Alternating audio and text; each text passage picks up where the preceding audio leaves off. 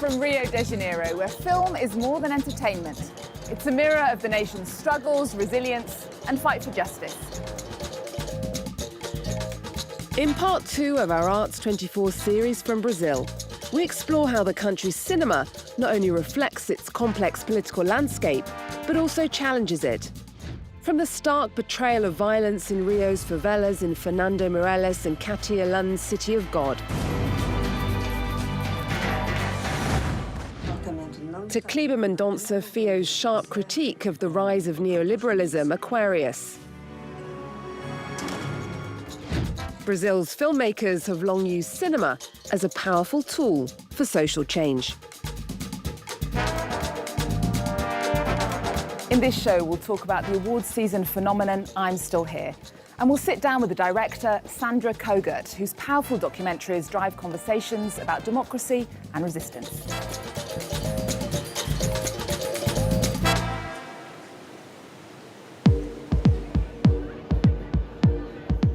Akin to World Cup fever, this is Oscar fever in Brazil. During Carnival season, thousands celebrate the country's first ever Oscar win for Best International Feature.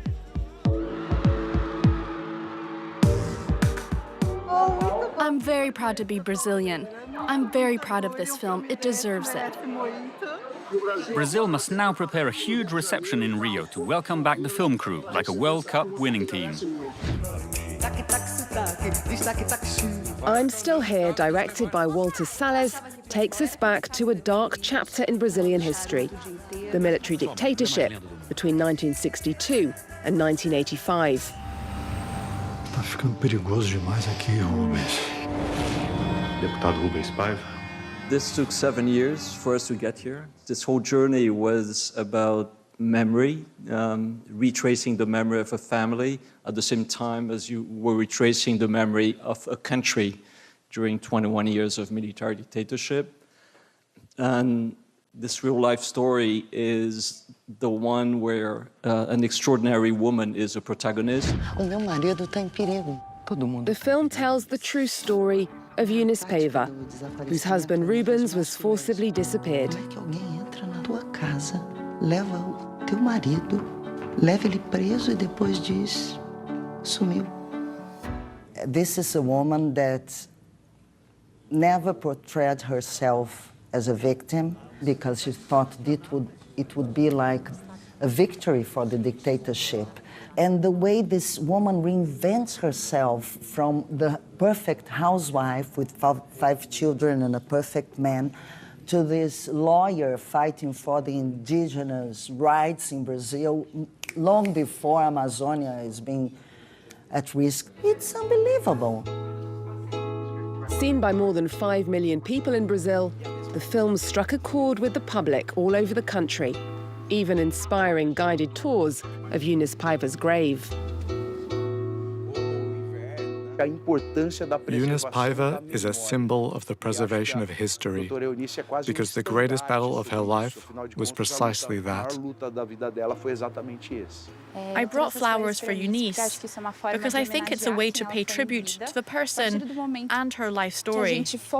Because by nurturing this memory, we can make sure it never happens again.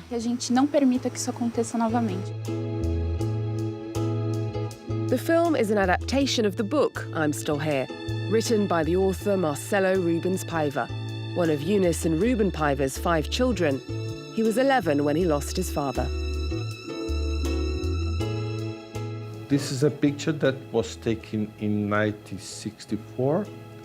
It's myself with my sisters, Babil, Analu, Vera, Eliana, my mother, my father, and my grandfather.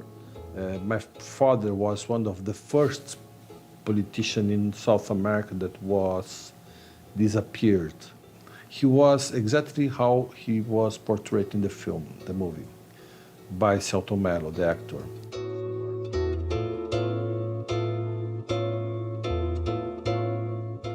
I saw a lot of people taking their relatives to the movie theaters, the youth. I'm seeing schools reading my book, students. I hope that it helps us to maintain the democracy and to keep the fascism away from our government. Não precisa sorrir. Por que não? O editor pediu. Uma foto menos feliz. Ah, ele quer triste. Nós vamos sorrir. Sorriam. The success of I'm Still Here, it's encouraging young movie makers to show our reality, to rescue our past, the nightmares of our past, because it's very important that today, since we are in a so sad moment all over the world, that this can never happen again. Beyond its international success, people hope the film will drive a fundamental shift in how Brazilians confront one of the most brutal periods in their history.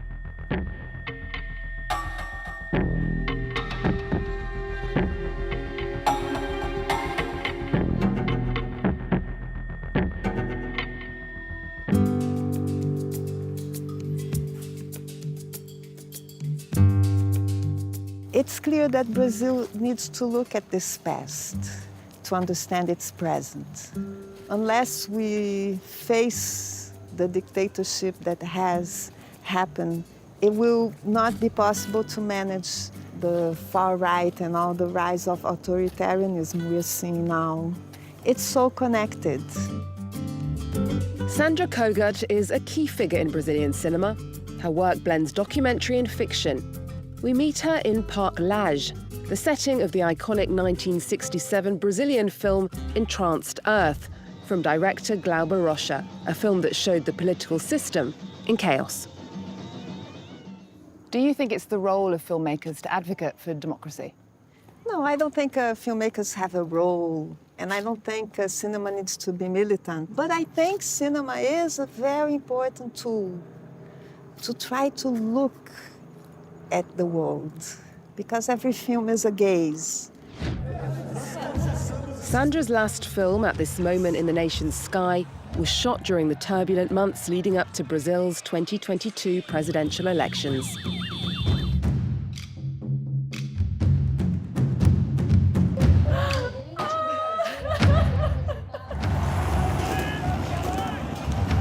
It documents the political unrest that culminated in the January 8, 2023 storming of government buildings by supporters of the outgoing right-wing president, Bolsonaro. They sought to overturn the results of the election and prevent the return to power of left-wing leader Lula da Silva. It was a violent attack on Brazil's democracy. I get a call from one of the film characters saying, "Turn on the TV." I had a person in Brasilia, and he went there to film. I now know that we are the only people who have film images of that day, because television could only film from far away. And the other images are the cell phones of the invaders. But there were no cameras, you know?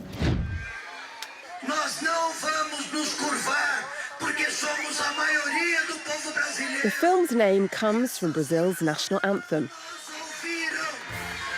The far right took all the national symbols, right? So I wanted to recuperate something coming from the anthem. And I thought this sentence, "At this moment in the nation's sky," we're all under the same sky.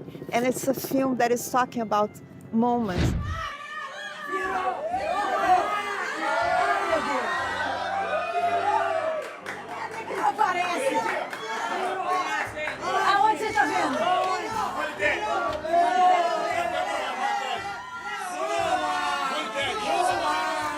And what about for you? Was it risky to make a film like you made?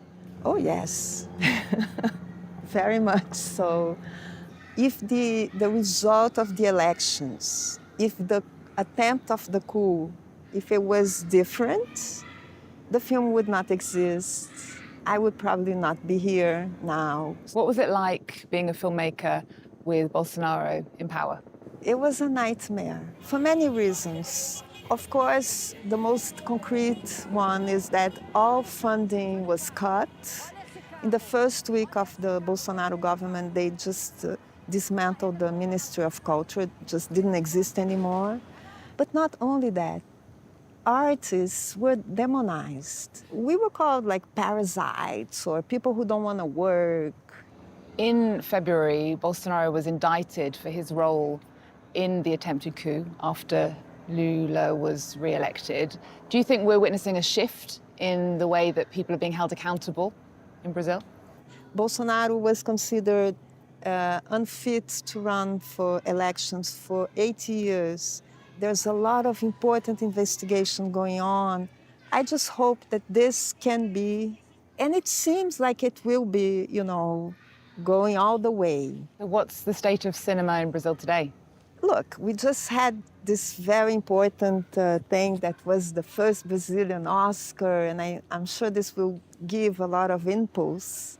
The theaters are full for the first time since the pandemic. There are many films being made. Brazilian films are present in important international festivals. I think it's a good moment. From the battle for democracy on screen to the fight for it in the streets, Brazilian filmmakers continue to wield their craft as a powerful tool for social change.